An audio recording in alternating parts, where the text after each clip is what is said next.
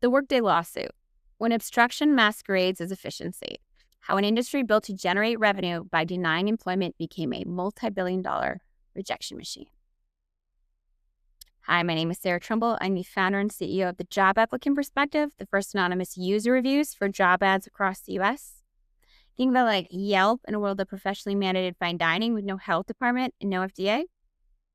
Yeah. So this is a level of go-to-market awareness as well as public service for all the gaslighting out there. I'm driving at a paradigm shift. So I do a lot of education. I make this blog that comes out a couple times a week. I also do this in video and audio format and many of the usual podcasty types of channels, and on social media to make the argument in favor of the paradigm that I'm shifting and driving at more clear and present for everybody. So starting from the beginning, just bringing this into a practical moment with Workday. As I've spoken about ATSs before, and I want to speak specifically to this moment with them. Workday is being sued for discrimination. During the period covered by the lawsuit, its software tools rejected an estimated 1.1 billion, with a B, job applications. Billion. Think about how many other, ATS companies exist out there that you just know off the top of your head. Let's say 2, 3, 4 extra ones. Just put 4 out there. Times 1.1 billion by 4 extra. Then, multiply it by however many extra years that were included, because this was only from 2020 to now. You get an idea of what it's like to use this professional job market.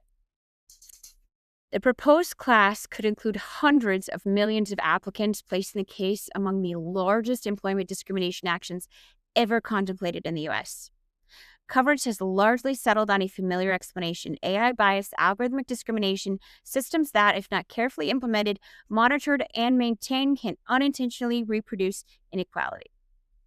The proposed remedies follow naturally: bias audits, human oversight, and humans kept in the loop.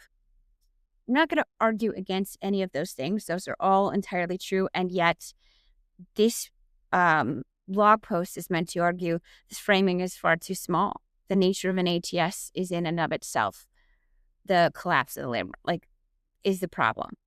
The problem isn't that bias has slipped into the filter. The problem is that filtering is bias. That's what filtering is. It's bias. That's what filters do. They exclude. The only question was ever who. Who this is for? It's for journalists looking beyond the individual AI bias algorithms to the structure of the market those tools serve. It's for employers who purchase filtering systems as efficiency tools and didn't ever really stop to ask the human impact in the workforce of the tools they bought. It's for job seekers who submitted hundreds of applications into silence and suspected the system was never designed to work for them. It's for friends, family, and neighbors of people forced to endure the emotional economic abattoir masquerading as a labor market. And it's for everyone in public policy, academia, unions, and advocacy. Unions beginning to realize what it means socially, professionally, financially to the U.S. workforce. They oversee that 1.1 billion rejections in a 5-year period by only one ATS company isn't evidence of a malfunction, but of a modern professional hiring system operating exactly as it was designed and intended. What everyone is saying, the coverage has been remarkably consistent. This is an AI bias case, algorithmic discrimination, a cautionary tale about what happens when automated hiring tools aren't carefully implemented, monitored, or maintained. The consensus solution follows neatly from that framing.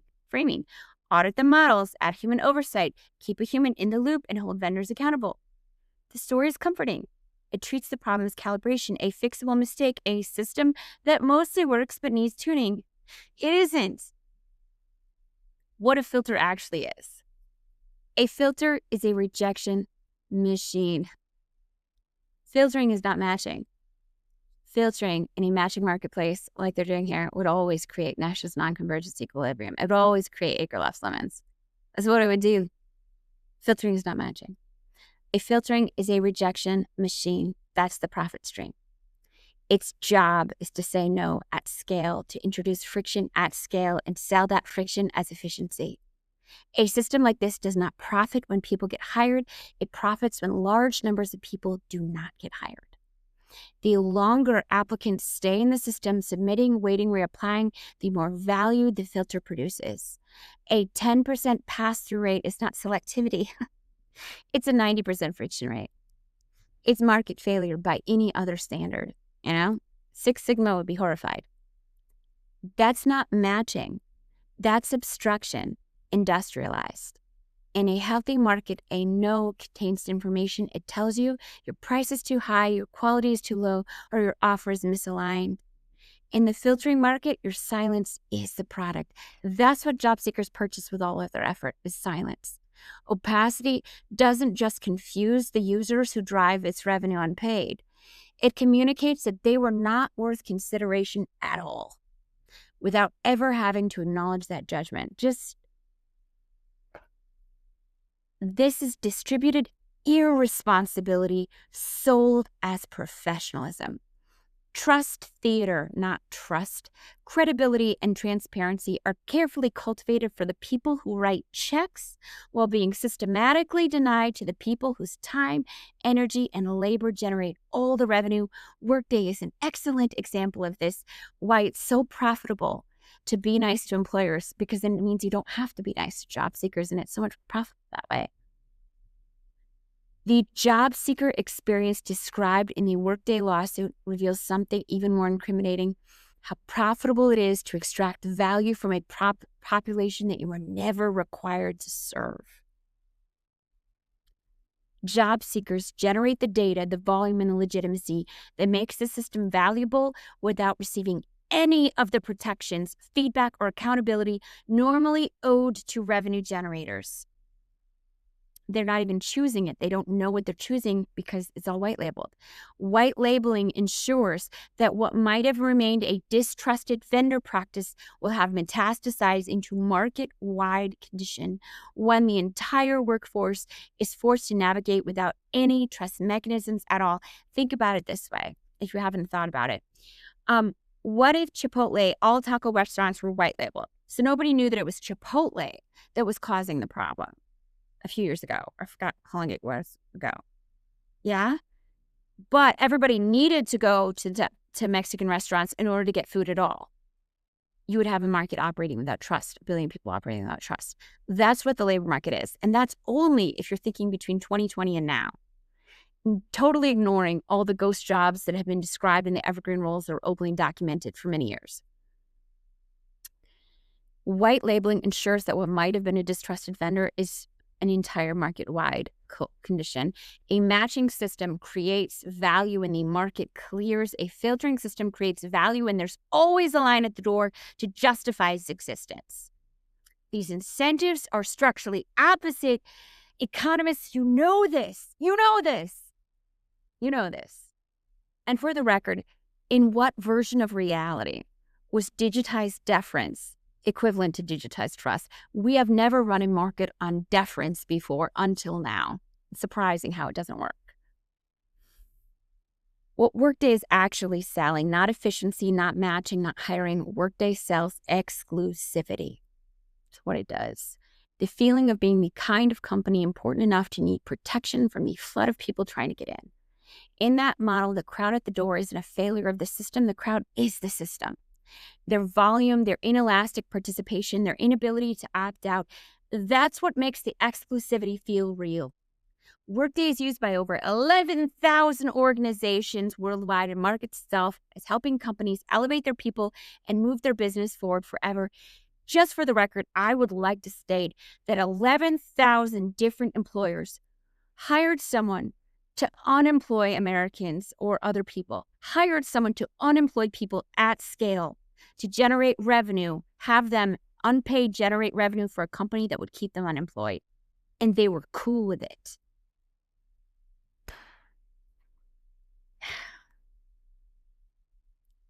In public policy, economists and unions knew about it, and they were cool with it too. I'm sorry, identity is a real thing. I get it. but also you have an Econ 101 degree, and all of those people needed you to use your logic. Like, their volume, their inelastic participation, their inability to opt out, that's what makes the exclusivity feel real. Workday is used by over 11,000 organizations worldwide, and that's not just Workday. It's all of them. The lack of due diligence involved in this behavior is off the charts incompetent. Itself as helping companies elevate their people and move their business forever. But look at how the system actually operates. In a lawsuit, one plaintiff applied at 12:55 a.m. and received a rejection less than 1 hour later. Another received automated rejections for hundreds of roles, often within hours, sometimes at odd times, outside business hours, indicating no human review. This is why the system is white labeled, no job seeker facing user experience, no explanations, no feedback, and no support. On purpose, right? That's the goal. If job seekers were stakeholders, there would be user experience insight taken to ensure their needs were met so contracts could be renewed. Job seekers, if they were the product, there would be user experience insight taken to ensure the product was being delivered efficiently to the customer. We know for sure from their fiscal year reports, job seekers are the revenue generators. They are not, in fact, the stakeholders, and they are not, in fact, the product, though. The lack of user reviews, by its nature, makes them neither. Job seekers in ATS-driven markets are economically mapped, filtered, and rendered visible even as their labor powers the perception of value for everyone else. Workday didn't fail to serve job seekers by accident. The system is designed to deliver exclusion, generating revenue by denying access to employment at scale with no meaningful accountability layer, no dedicated regulator, no federal guidance. What existed was removed in January 2025, no feedback loop. The product is status, identity, and insulation, and it is being delivered efficiently. Job seekers are the unpaid workforce producing it in a market they cannot opt out of, often without even knowing what an ATS is because the system itself is invisible on job postings. I want to do some mic drops here, like economic bars left and right. When you think it through, the level of horror I have in terms of the epic societal betrayal of this workforce from everybody who had every amount of training and responsibility to care and chose not to. It's something that we all need to reflect on because it speaks to the nature of human cognition that this happened. But it also is a thing that needs to be reflected on and carried by the people in charge because whether or not they meant to, they did. They chose this. And they chose not to look. And that's still part of the choice. And that needs to be integrated so that they can work towards that repair because the amount of repair that needs to be done economically, let alone psychologically, for this type of stochastic economic violence is impressive. We have an entire generation of people who, when they were down, the rest of society tried to hurt them, and called themselves leaders in doing so. Yikes. That's a lot of repair. Why bias was inevitable. Not because someone calibrated the algorithm wrong. Because when you build a rejection machine, optimize it for volume, and train it on historical exclusion, bias isn't a bug. It's the only possible outcome. As the complainant notes, if Workday's tools observe that an employer disfavors candidates from a protected class, the system will reduce how often those candidates are recommended. The system learns to exclude. That's what it was built to do. It just learns who to exclude from the patterns it's fed.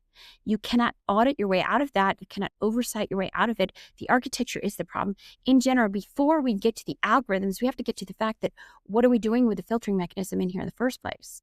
How are we getting it out of there? And then we can start working on those algorithms and finding them, fine-tuning them. But we're talking about, tuning the violins before we fix the basses, and to be in tune. But the lawsuit gets right, and it does 2 things right. And what it misses, the plaintiffs were harmed, and they were harmed at scale.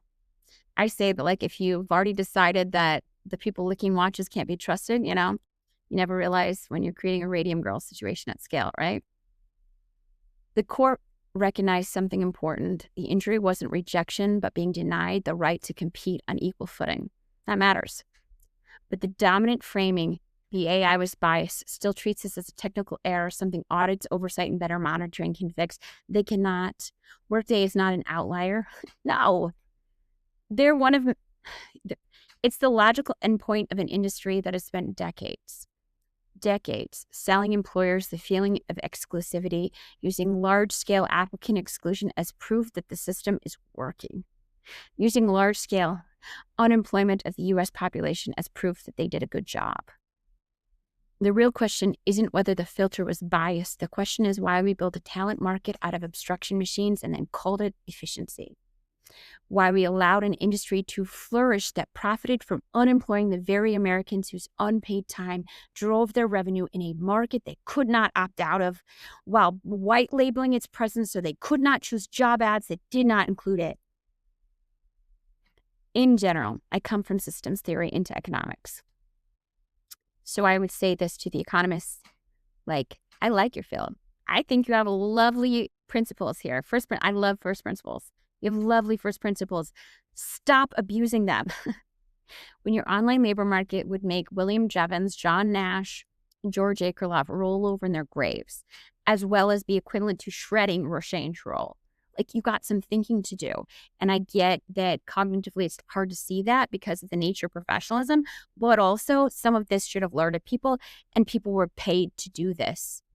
And 25 years in, it's somebody who doesn't have a degree in the field that's doing this instead. It does really speak to cognitive architecture and also the fact that people needed to do better.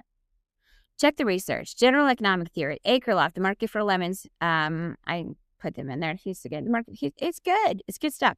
Rochen's role, platform competition in two-sided markets. It's also a good one. For my own analysis, filtering versus matching, frame monopoly, and how online hiring plays Django with the economy, a job market for lemons, 3 roles of online job seekers, the laws of online hiring, 2 axioms, no one corollary. I have my own creations too. I have a strong theory about empathy as clean data. Okay, reports on the case that I used. I put up several of them here, and I'll add them into the description here. But in the end, what the job applicant perspective is doing. The filtering industry will not fix this. Its business model depends on exclusion continuing at scale. Employers will not fix this, not yet. The dominant frame tells them the system is working and the workforce is the problem. Yeah, that leaves workers. Job applicant perspective is building the feedback layer that's been missing since hiring went online. Job seekers documenting what actually happens, warning each other where the dragons are, mapping which companies ghost, which postings are theater, and which systems function as black holes. Honestly, choosing a job ad from the internet these days is the worst version of Ticketmaster. You don't know if that experience is going to last 2 hours, 2 weeks, 2 months, never start, or be identity theft. Who knows? But the fact that you chose wrong means you won't eat. And the fact that you didn't try to choose again means you also won't eat. So good luck. Yeah? It's nonsense. This is harm reduction now, and it's the foundation for what comes next. You cannot legislate what you cannot see. You cannot organize around a harm that no one has named. The first step is visibility. I think of this as Yelp that transforms into the Google Maps of the hiring process, because in the end, sometimes people are ghosting because it's like a blocked road. They already have enough resumes. They don't need any more. It's not about them being villains for having ghosted. And also sometimes job seekers are going to give reviews of a hiring process. And maybe that doesn't mean the company should change anything. Maybe it's fine. Maybe some people like coffee and some people like tea. It's not a big deal. And it helps people to choose better, In the end, the more the job seeking process isn't like a slot machine for resumes because they actually have access to information, the better off everybody's going to be, The less it's like a slot machine, the more employers are going to do well too. Closing. 1.1 billion rejections. Not a bug, not bias that slipped in. That's the system working exactly as it was designed. And those 1.1 billion aspirations that were shredded out were only in a 4-year period and done utterly in silence without commiserate social conversation or empathy. The Workday lawsuit opens a door, but the room behind it is bigger than one vendor, one algorithm, and one case. This is an industry that sold obstruction as efficiency, that sold the unemployment of the U.S. workforce as something that should be bought and they should generate revenue to create. When it was only ever exclusivity, powered by a captive workforce while it actively created a lemon market in the foundations of the global economy via all the information asymmetry that it itself created. The question now is, do we keep pretending this is about calibration, or do we finally see the architecture for what it is? Because the architecture isn't broken, it's working, and it's been working on the U.S. workforce exactly like this for 25 years. Yeah, so that's it. That's the blog post. I hope you guys will stop by the Job Applicant Perspective. There's anonymous user reviews for job ads across the U.S. Like, follow, and share. And feel free to engage. I always do like a good challenge. I come at economics, I call myself a diaper economist because I come at it from systems theory. But for me, it's really clear that field of economics needs that a little bit because they have magnificent first principles. I'm not actually better at it than anybody. I'm just not biased into the current line of thinking. I think that's more it. But regardless, sometimes it's like standing outside of closed system. Systems theory talks about it. When you're outside the system, it's easier to see it. When you're inside a system, it's harder to see it, That's how we all are. We all have our blind spots, But anyway, that's me and the job applicant perspective. And I hope you guys stop by. Running a paradigm shift here. It's a challenge, but it's also extremely exciting. I don't know. I really, I like it a lot in that, outside of anything else, I like puzzles, and I never did used to understand Field of Dreams. I never got it before. And since I've had the pleasure of failing so hard that I took a good long look at labor market economics, I actually really enjoyed it a lot. It was almost like playing baseball or something like people talk about. It's not really about the winning, it's about the chance to play. It's a fascinating thing to realize that one of the great failures of my life, which required me to start looking at this because I got really upset and was like, I'm looking at this field. What is going on here? What happened? It has been a genuine pleasure for me. I really enjoy it. It's wild. This is like you picked up a bat and you can play, and it's beautiful. I don't know how to explain it.